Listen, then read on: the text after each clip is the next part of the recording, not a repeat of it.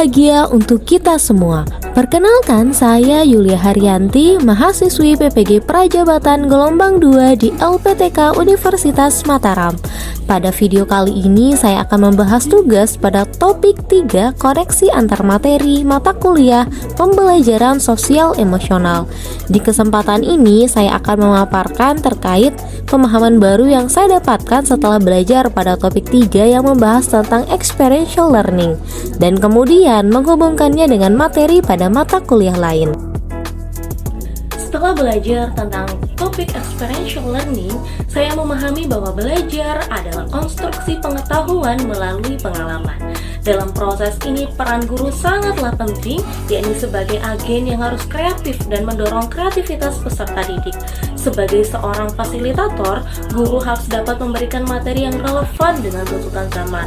Pembelajaran pada experiential learning melibatkan beberapa siklus dasar, seperti mengalami atau experiencing, di mana peserta didik terlibat dalam pengalaman langsung yang konkret.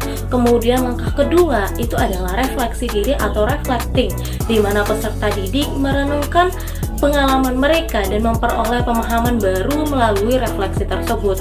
Kemudian setelah itu, yang ketiga itu adalah berpikir atau thinking, di mana peserta didik ini menganalisis dan mengaitkan pengalaman mereka dengan konsep dan teori yang sudah ada. Kemudian yang langkah terakhir itu adalah melakukan atau acting, di mana peserta didik itu mengaplikasikan pengetahuan yang mereka peroleh melalui tindakan nyata.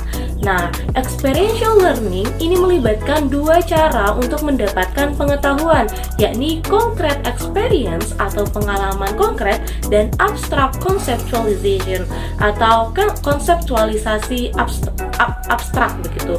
Kemudian social emotional learning itu menggunakan dua cara transformasi pengetahuan, yakni observasi reflektif dan eksperimen aktif, di mana individu melakukan observasi dan bisa menjelaskan peristiwa yang terjadi disertai pemahaman mereka, dan kemudian aktif untuk mempraktikkannya.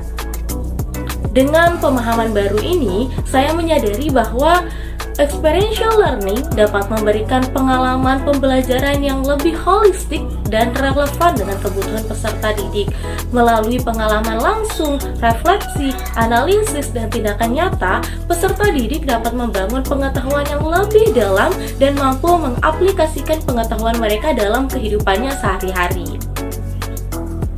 Pemahaman baru tentang experiential learning dapat dikaitkan dengan beberapa mata kuliah yang ada di PPG Prajabatan ini. Yang pertama dapat dikaitkan dengan mata kuliah Filosofi Pendidikan Indonesia.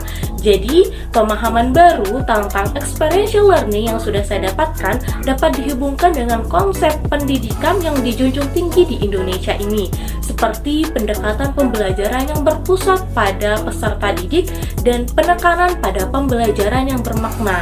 Nah, experiential learning memberikan wadah untuk penerapan prinsip-prinsip yang filosofis yang tadi, sehingga dapat mendorong peserta didik untuk terlibat secara aktif dalam proses pembelajaran dengan adanya pengalaman langsung tersebut.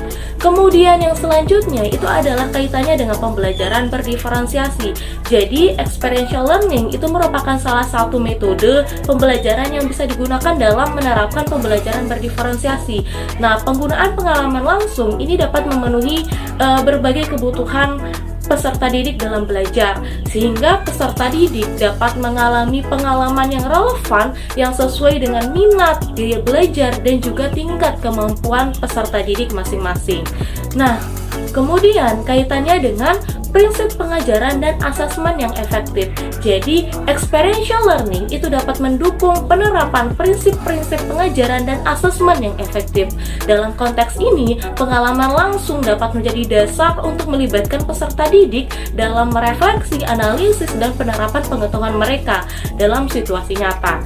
Nah, prinsip-prinsip seperti memberikan umpan balik yang konstruktif, melibatkan peserta didik secara aktif, dan memberikan pengetahuan atau pemahaman yang mendalam dapat diintegrasikan dalam pendekatan proses belajar experiential learning ini. Kemudian kaitannya dengan mata kuliah pemahaman tentang peserta didik. Nah, jadi pemahaman tentang experiential learning ini dapat menjadi penguat di mana guru dapat mengamati, memahami minat, kebutuhan, dan gaya belajar peserta didik secara lebih mendalam. Hal ini memungkinkan guru untuk merancang pengalaman belajar yang sesuai dan menyesuaikan dengan pendekatan pembelajaran yang ada dengan adanya keberagaman peserta didik itu. Jadi, pemahaman baru tentang experiential learning dapat memberikan landasan yang kokoh dalam mengembangkan pendekatan pembelajaran yang sesuai dengan nilai-nilai filosofis, diferensiasi pembelajaran, efektivitas pengajaran, serta pemahaman yang mendalam tentang peserta didik.